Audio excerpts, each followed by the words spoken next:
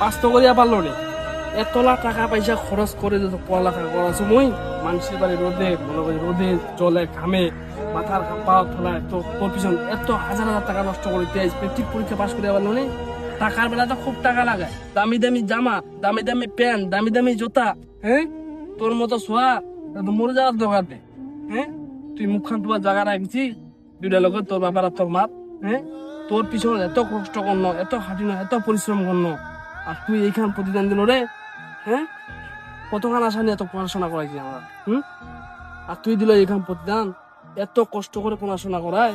যা তুই মোর বাড়ি থেকে বাইরে হয়ে যা, আমার মানুষের বাড়ি জল খাতে বাজা, আর না মরে যা কোনো। যা, তোর মতো সবার দোকান নেই, যা।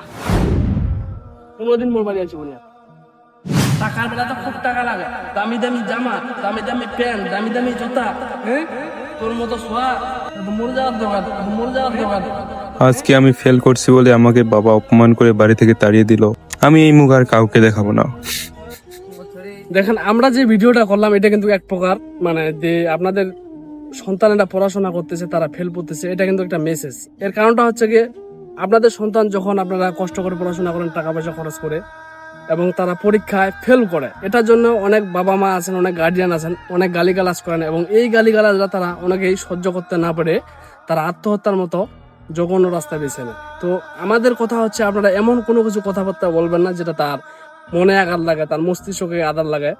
তো এরকম কথাবার্তা না বলে তারা আপনাদের কর্তব্য হবে তাদেরকে বুঝান, মানে এবারে ফেল করছে তো কি হয়েছে, পরের বার যেন ভালোভাবে পড়াশোনা করে সে পরীক্ষায় পাস করতে পারে।